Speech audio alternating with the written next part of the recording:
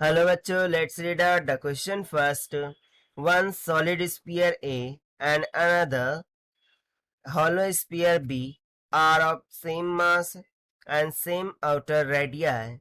Their moments of inertia about their diameters are respectively IA and IB such that. So basically दो solid spheres given है. एक A है तो दूसरा B है, एक solid है तो दूसरा hollow sphere, right? उनके masses सेम है, outer radii भी सेम है, ठीक है. सो हमें उनके मोमेंट ऑफ इनर्शिया में क्या रिलेशन होगा वो फाइंड आउट करना है. तो चलिए स्टार्ट करते हैं हम सॉल्यूशन से.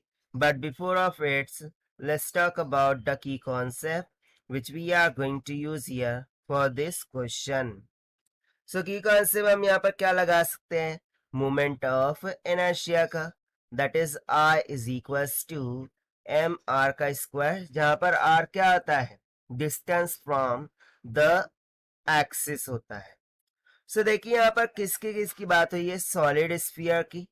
ठीक है. सो सबसे पहले हम लिख लेते हैं कि सॉलिड स्फीयर ए, और दूसरा कौन है, hollow sphere.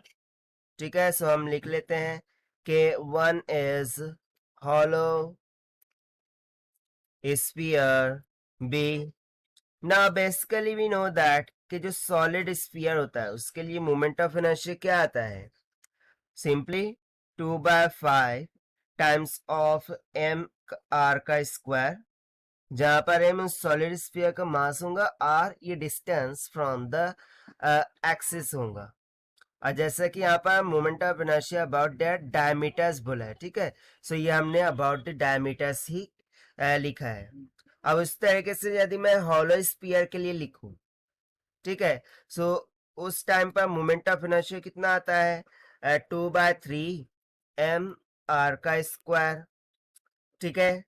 So just by simply seeing the moment of inertia of I A and I B, जैसे कि बोल रहे हैं मासेस भी सेम है, आउटर रेडियाई भी सेम है.